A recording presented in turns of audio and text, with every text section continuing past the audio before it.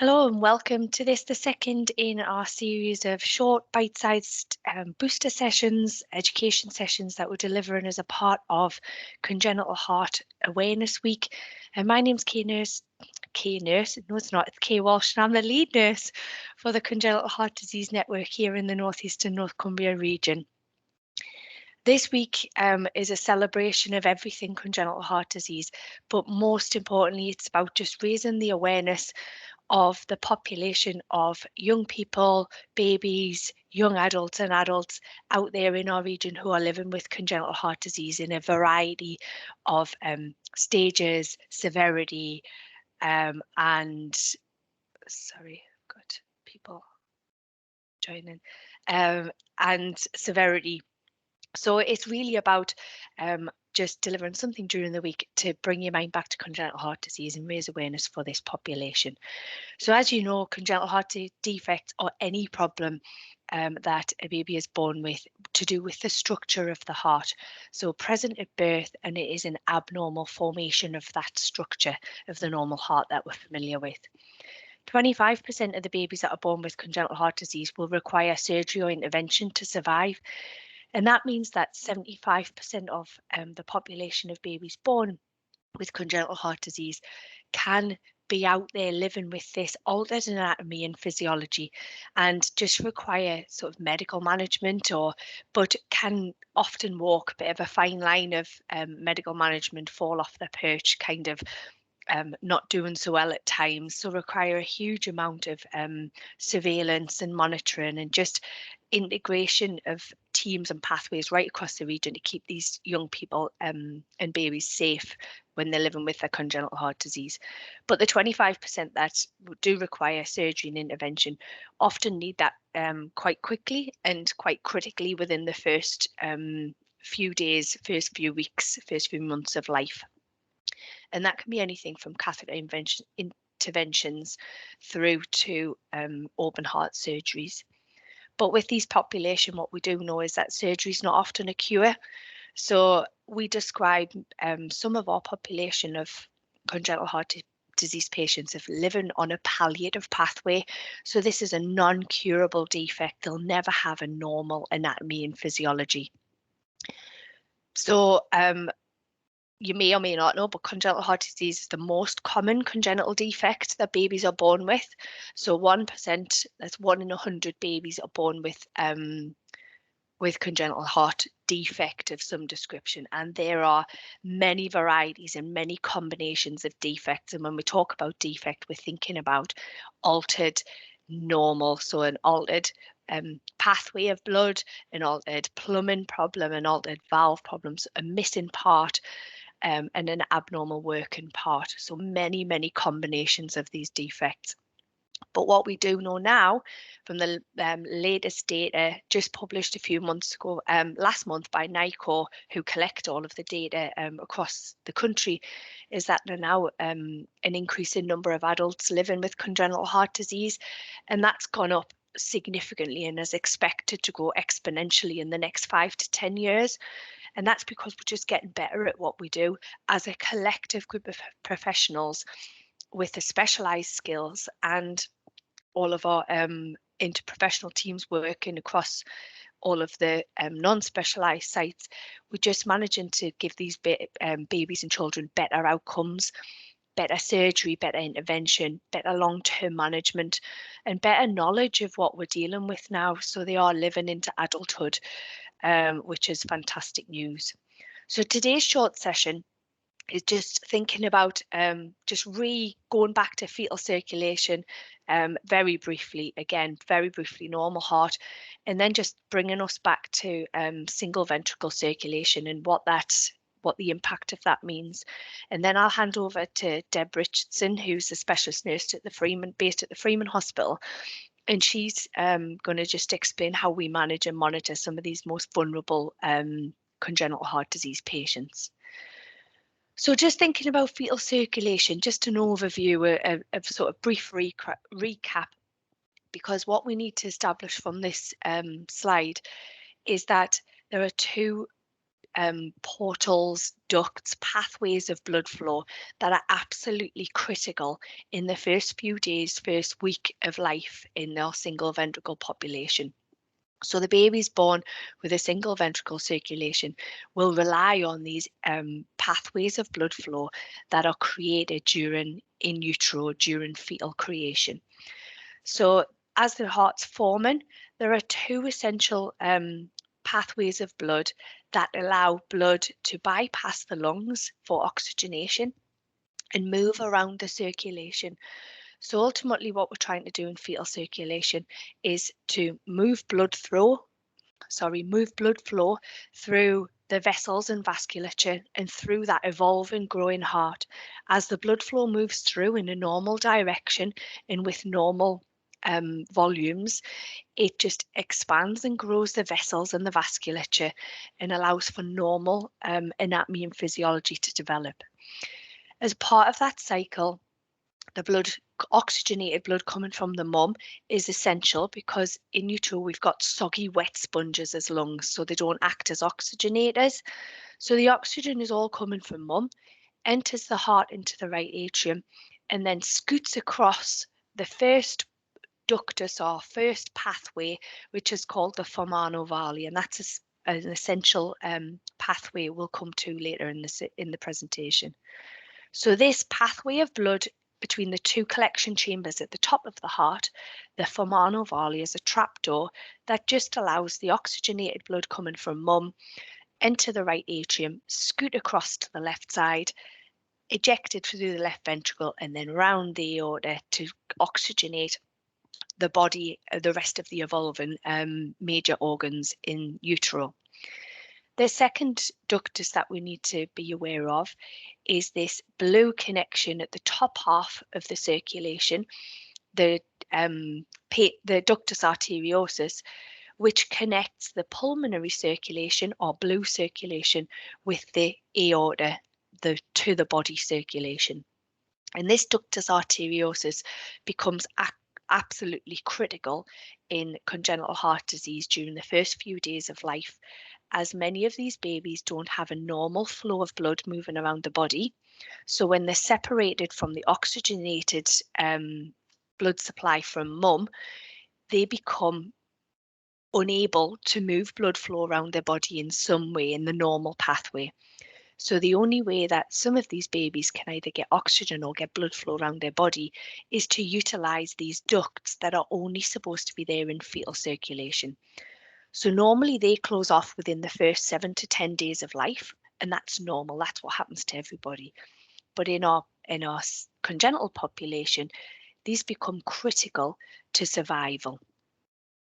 So what we know about normal cardiac function, blood enters the right side of the heart, so our blue side, into the collection chamber, the atrium, moves through to the ventricle, squeeze of the ventricle to the pulmonary circulation, so to the lungs, re-enters the heart in the left side into the collection chamber, empties into the pumping chamber, the left atrium, the left ventricle, and then ejects with force all the way around the big aorta, right through the body to the major organs and to ultimately your big toe. You can see from this diagram that there are a number of doors that are opening and closing with every ejection and filling and ejection of the heart. And you can also see that the blue side and the red side are deoxygenated and oxygenated side are working in harmony. So as each empty and fill, they are working synchronous. So there's a continuous reliance upon each side. So if one side starts to become ineffective, the other side will start to suffer as well. So they work together in a cycle, in this continuous cycle. It's important to appreciate the trapdoors and the direction of blood flow within the heart. Blood will only flow in one direction, and it is a forward direction. So the blood should always be moving in a forward flow throughout the heart. We've got 4 valves within the heart, and they allow blood to move from one collection chamber into the pumping chamber and ensure that blood is moving in a forward direction to the lungs or to the body. We have the pulmonary valve, which sits at the base of the pulmonary artery to stop blood coming back from that major outflow vessel. And we have the tricuspid valve, which sits between the two chambers on the right side.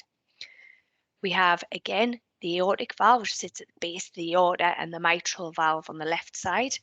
And again, it's just about the movement of blood in one direction, always in a forward flow. So our valves are an intricate part of the mechanisms of the blood flow around the normal heart. Another thing that we must lay the groundwork with when we're thinking about congenital heart disease is thinking about path of resistance and the way the blood moves around the body. The blood will always inevitably travel wherever it's easiest to do so, and we're designed in that way in our physiology from head to toe. The right side of our body is under the right side of our circulation is under a lower pressure than the left side, so our systemic circulation. So the left side of our heart has a much greater force to get the blood all the way around the body, and our right side has a relatively lesser force because it's trying to get it around the top half, the pulmonary circulation. But all of these pressures change on a constantly throughout the day as I'm talking, as I'm moving around, as I'm getting hotter and colder, as I'm standing up and sitting down. Our blood pressure is changing in order to meet the demands of the body as the resistances in our intricate network of pulmonary of vasculature changes around our body all of the time.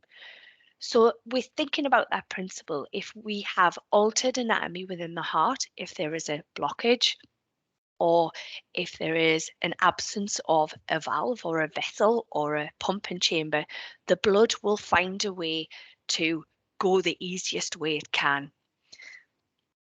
So getting back to the subject for today, single ventricle circulation. So what we do know is that single ventricle poses a complete complexity in the way that we manage these patients. But ultimately, at birth, one pump is not large enough or strong enough to work correctly. So we've already established that they work together. The right side is under less pressure than the left side, but they work synchronously. So the absence of a ventricle leads to major problems, which is why they're a complex congenital heart defect. I've grouped them here on this slide into left-sided problems and right-sided problems. So we're talking about the absence of a left pumping chamber or the absence of a right pumping chamber. And you can see there that there's lots of descriptions of how these congenital heart defects present. And it can be for a number of anomalies. So be that valves or pumping chambers or vessels not made right, but ultimately these are not developed whilst in utero. I couldn't possibly go over all of these today, and to be honest, you wouldn't want to in a lunchtime session. But what I have done is just chosen one left and one right to describe here today to set the scene. So thinking about the right-sided pump problem, I've chosen pulmonary atresia with an intact ventricular septum. So we know from our normal heart, which is pictured here at the bottom of this first slide, that the wall between the blue side and the red side is completely intact. And it's designed that way to separate the deoxygenated blood from the oxygenated blood. And neither the two should meet. So the normal physiology, the normal anatomy is that the blue side and the red side are separated. So that's what it means by intact ventricular septum. The septal wall is completely intact. So pulmonary atresia implies that it's to do with our pulmonary circulation. So we're looking for the defect in the pulmonary circuit. And atresia or atretic means absent. So there is a problem with the pulmonary circulation. So we're looking for that on this first diagram here. And what you can see from the base of this pulmonary trunk is that the valve that is normally there, the pulmonary valve, is completely absent. So it has not developed whilst in utero. This leads to, lost my cursor. This leads to an underdeveloped pulmonary trunk. So that T outflow tract that goes to the lungs is narrow and underdeveloped because it's not had a blood supply to make it grow and develop in utero. So we have no valve and no blood flow going through that trunk. And you can also see from this first diagram that the right ventricle does not look normal, and it doesn't look the same as the normal heart. So it is thickened because it's been desperately trying to get the blood to the lungs via a very narrow outflow tract, so an outflow pipe.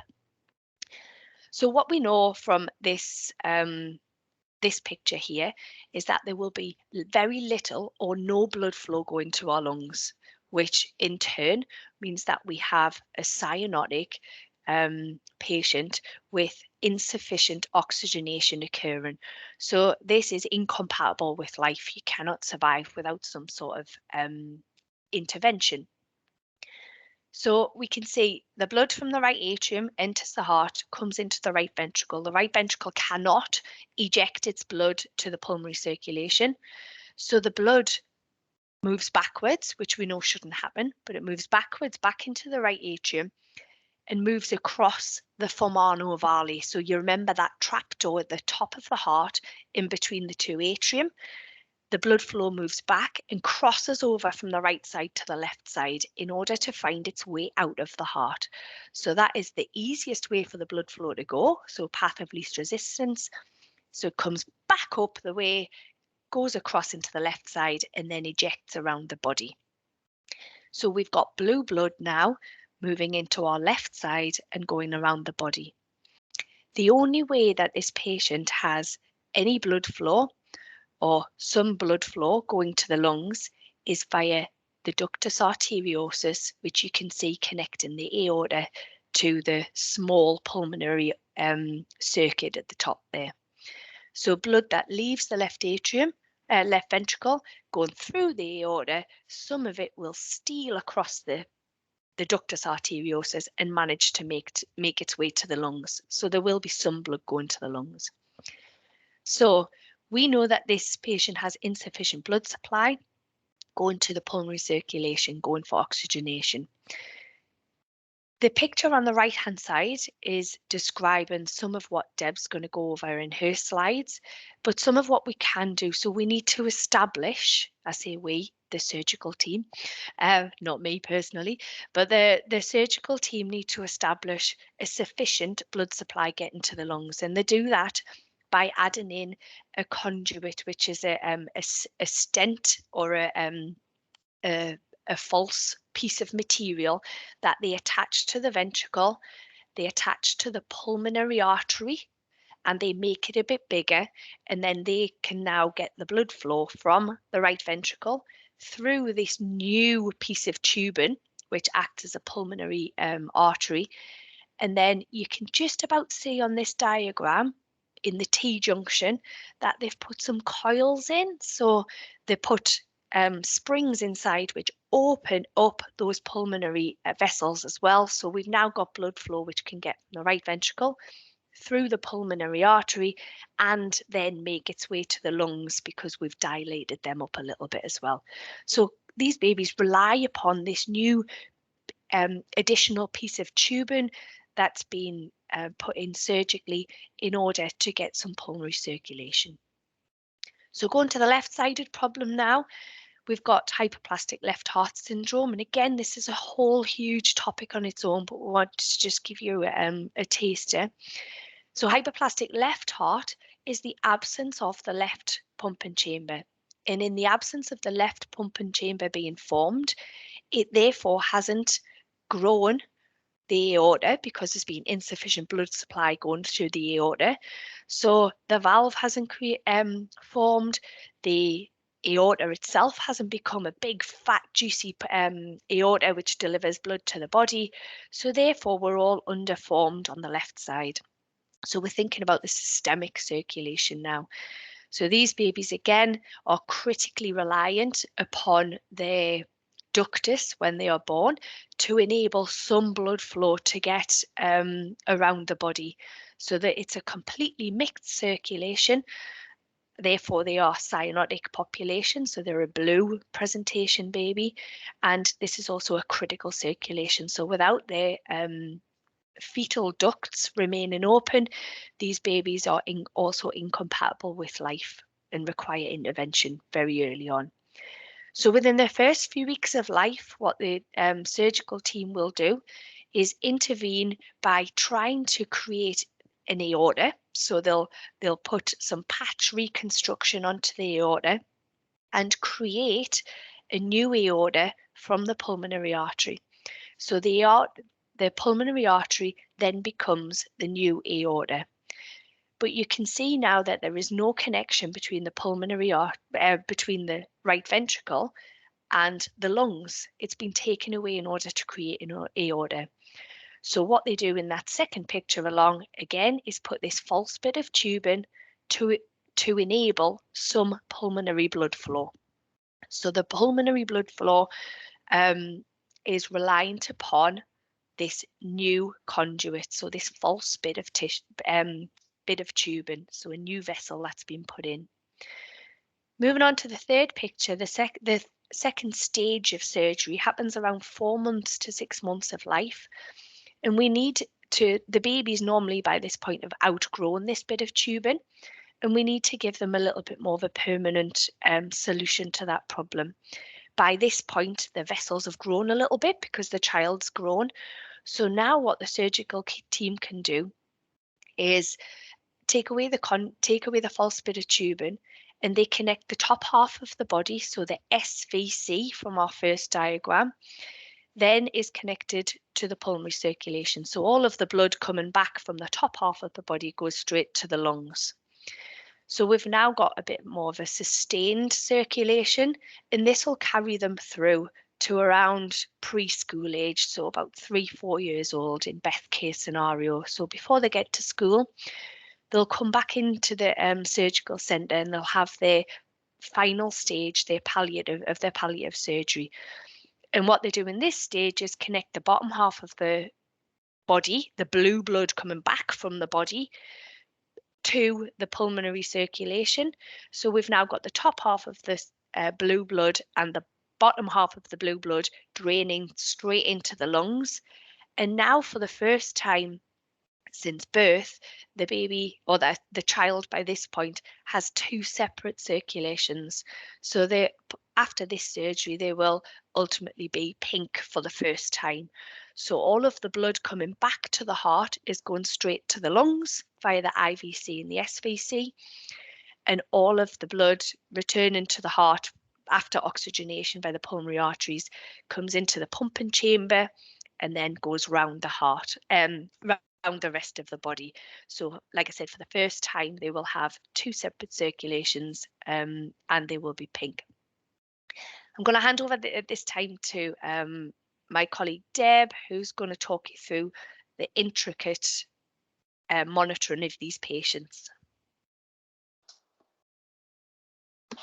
Hi, I'm Debs Richardson. I'm one of the children's cardiac nurse specialists from the Freeman. I'm just going to try and upload my slideshow.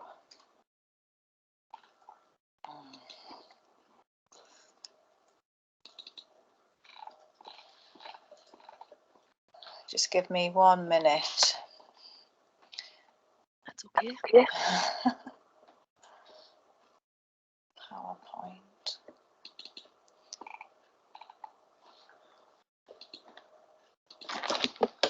Okay.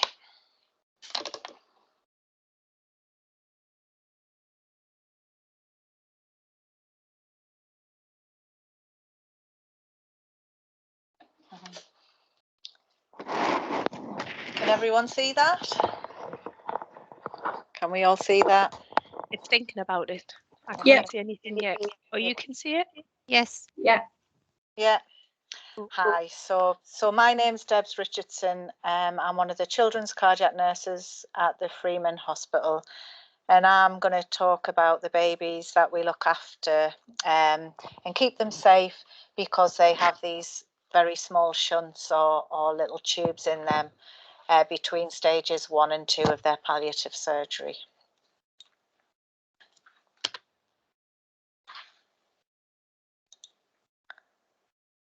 So this is hyperplastic left heart, and this is an echo of it. I don't know whether it's moving, it's not on my screen. And this is one of the most serious conditions that a child can be born with. We meet families antenatally and counsel them that they can have 3 choices, and the choices are either palliative care, which is comfort care when the baby's born, termination, or we offer 3-stage palliative surgery. We tell them at this point there is 70 to 80% chance of these babies making it to school. So in the long run, 20 to 30% of these children won't reach school. We tell them it is a life of uncertainty, and the first operation usually happens within the first week of life, which is very high risk. Occasionally, there is a particular lethal variant of hyperplastic left heart with those who have a restrictive atrial septum, and in this situation, fewer than half will survive. So that's a 50% chance of survival. We occasionally, when we counsel these families well, we occasionally see these babies, but these babies need extra special care when they are born from the team. These babies need an immediate procedure as soon as they're born. So I don't know whether you can see on the screen there, you've got a little window here. So the baby will be born through this window here, and as soon as the baby's born, will be passed through into the cardiac catheter lab here. When they're in the catheter lab, the chest will be opened immediately. A stent will be placed to decompress the left atrium. This procedure is now being used in most Northern American hospitals as a result of publication from our hospital, but most centres in this country don't do this, and they will offer termination or palliative care for these babies. So the usual course for hyperplastic left heart baby is to have high-risk surgery within the first weeks of life, and you can see how critically unwell this baby is in intensive care. The chest is often left open. It's our point as the cardiac children's nurses to reconnect with the families and to help them adjust and cope seeing their baby like this. And it's also the start of building a relationship of support and care. This is a very high risk period, and sadly some of the babies don't survive. However, after groundbreaking interventions, high-risk surgery, excellent care from the team on PICU, and later on the ward, many of these babies are ready for home. And many of the problems only begin when they are discharged home, as it is well documented that during the interstage period, which is between stages 1 and 2 of surgery, some of these babies will die at home.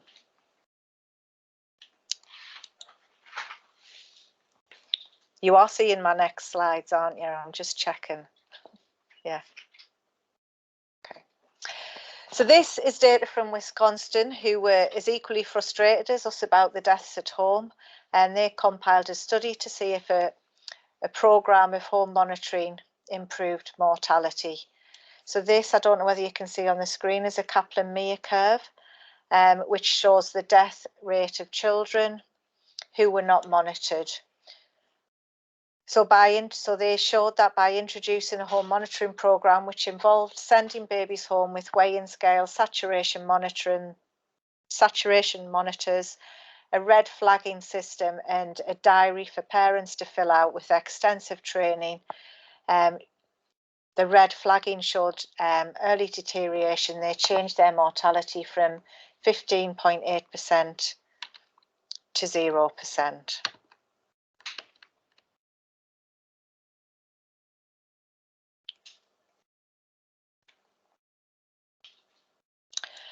So which conditions are included in our package? So we set up our own package of care, which I'll go on to later, but the conditions that we include are all our single ventricle children, which is our hyperplastic left heart, pulmonary atresia with tricuspid atresia with hyperplastic right heart, our unbalanced CAVSDs, and we get a lot of children with a lot of variations in this, and we call these our really complex babies. And the biventricular children, our pulmonary atresia VSDs. And whether, I know Kaye showed you some diagrams before, but this is just the hyperplastic left heart. And after the first stage, which is the Norwood stage, they can either have a BT shunt, which Kaye showed you in her diagram, or they can have a Sano shunt, which is a tube that goes from the right ventricle straight into the lungs. And this is again why these babies are unstable at home, because if either of these become blocked at any time, then they will not get their pulmonary blood flow and they will collapse. The other children that we have included in this, we originally started this program just for hyperplastic left hearts.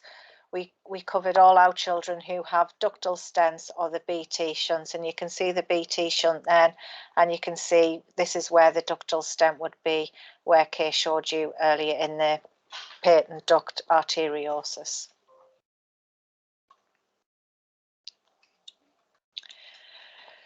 So we've taken the best components from Wisconsin data and other similar warning tools and put them together to make our own unique package. This is supported by our charity Chuff, who buy the weighing scales and saturation monitors for these families. We spend time on the ward teaching the families about their heart condition and the fragility of their baby's circulation and how quickly they can become sick. We ask parents to fill in a diary prior to leaving so we know they can identify the red flags. And the red flags, I don't know whether it's clear at the bottom, these are questioning what the child's normal oxygen saturations, any weight loss or static weight, what their fluid intake is and what their breathing's like. They are also taught BLS on the ward before they leave to enable them to cope with an emergency when they're home. So we are enabling parents to become the expert on their child's care, and we will always have a discharge planning meeting for these children. Before they can be discharged on the ward, we've got a checklist because they've got to fulfill this checklist before they can go home. And it's things that they've had the training. They can fill the diary out because we have had parents in the past where they've just been unable to fill out the diary, or they've been unable to recognise signs of when their child is sick. So it's like a competency that they have to do. Towards the end of that checklist is things that we have to do. We have to let the local hospital know. We have to send the information on. We have to make sure the health visitors, the community nurses and everyone's informed. We also send them home with an emergency care plan, so all of these children get one, and this is a document which is just for document sharing, mainly for ambulance crews and for other hospitals. And this can be invaluable when parents call 999 or being admitted to hospital. It's got up there what their normal oxygen saturations are. It's also got on here how much fluid the child should have within that day.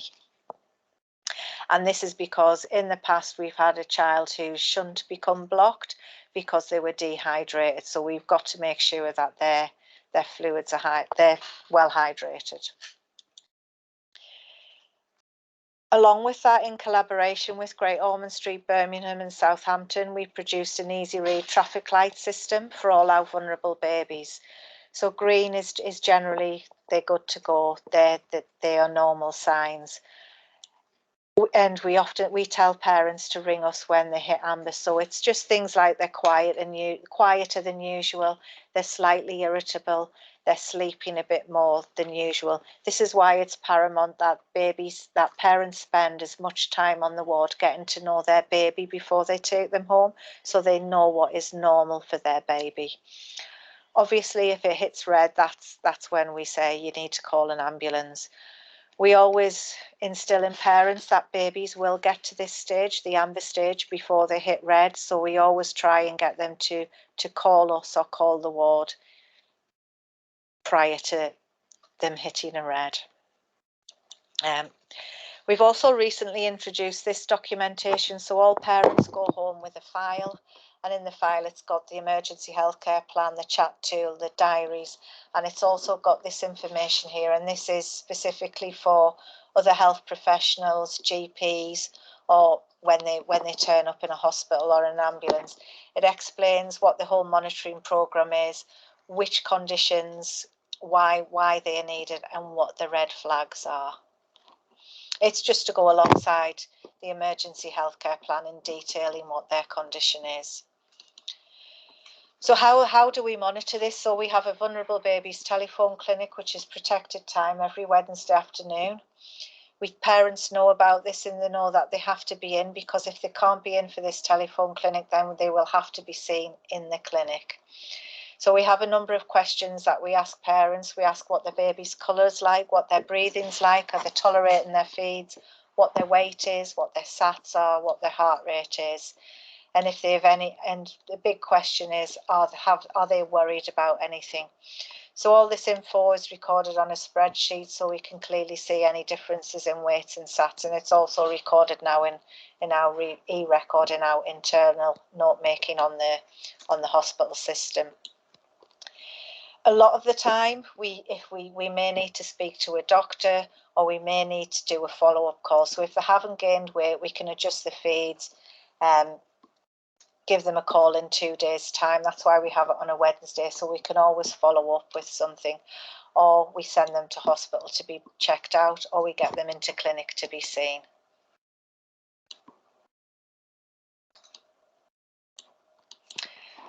So the benefits of a home monitoring programme is that parents become empowered to become the expert within this interstage period. We can admit early with red flagging and the chat tool, and this is if anyone's got any beds over this time, but usually if one of our vulnerable babies is sick at home, we'll try and get them in here. If not, if we have no beds, then it is to the local hospital, or if they're really sick, then they need to go to a local hospital to be assessed first. Our data and all our notes is accessible to the wards on a weekend, and we've got our database to do an audit one day when we will have time. Ultimately, though, the family at home, because we have had a lot of children who stay in hospital interstage.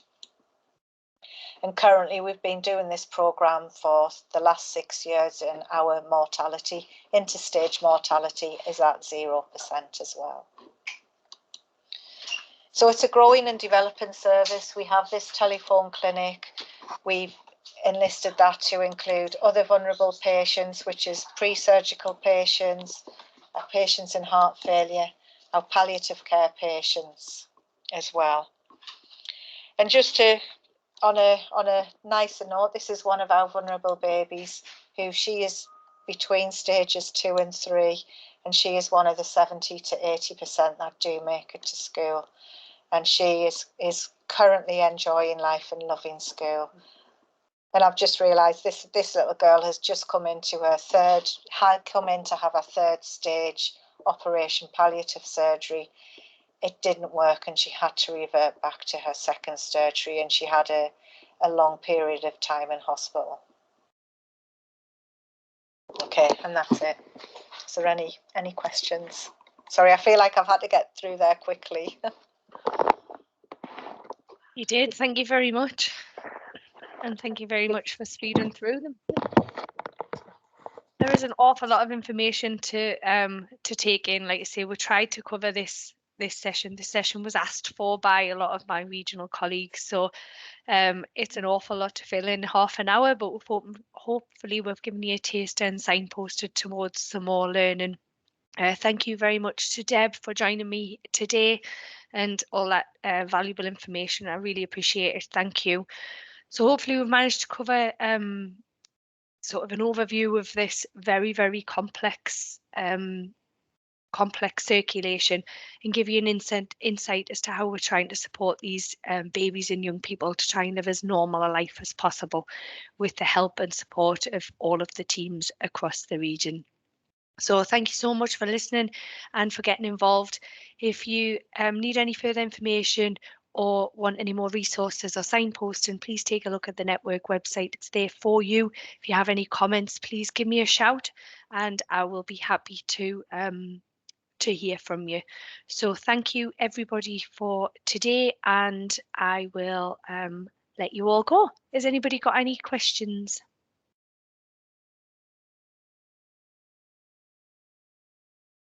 Nothing? No? No, thanks, girls. No. Very interesting. Thank you very much. In that case, I will say goodbye and enjoy the rest of your day. Thank you.